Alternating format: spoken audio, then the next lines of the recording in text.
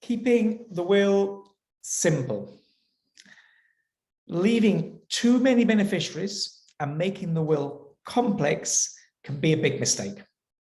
My name is Michael Davies. I'm a Spanish inheritance lawyer, specialized in Spanish wills, estate planning, probate, and inheritance-related litigation for expats in Spain and for property owners in Spain.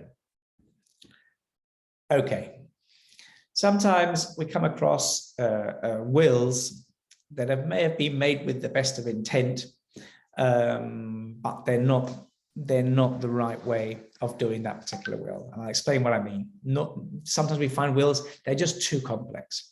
In other words, if you have a relatively normal size estate, in other words, not a large estate, in which case things may be more worthwhile, but you have an estate, a typical estate of a house worth €300,000 in Spain, and you want to make a Spanish will in reference to your Spanish assets. And you want your main beneficiary to be your son back in London, but you tell the solicitor that you do want to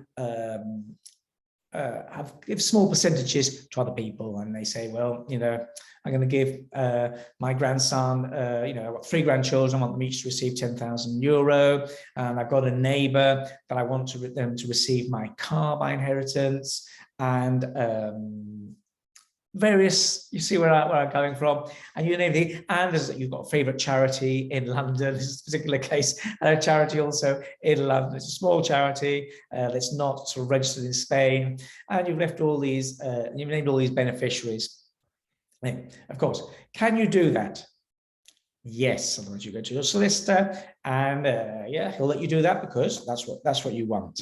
But I think really in these cases, a discussion needs to take place, because those little amounts that are left to those different people are going to mean that when you go to probate, the lawyer that handles probate, I've got to get power of attorney from all those people.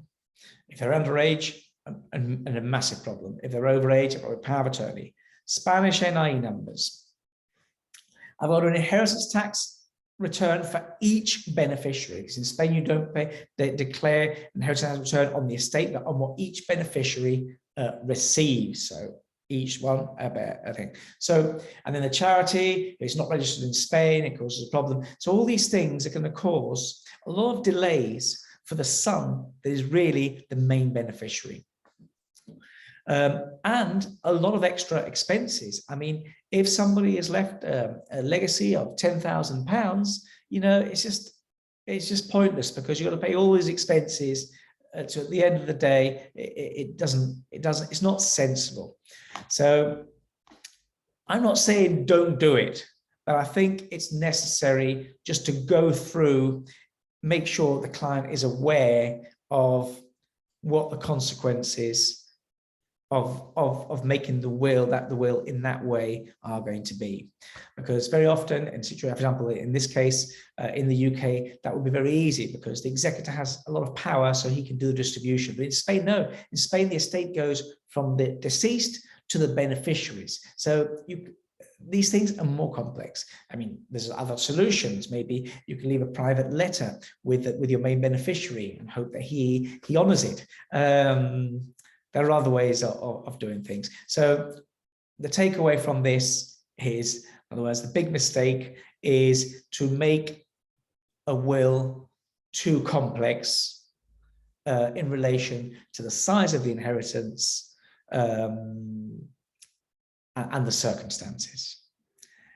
I hope you found this video useful. If you like the video, please click like. Please click the subscribe button as well if you want to see more content like this. We'd be very grateful because it will help more potential clients find us. Thank you for watching.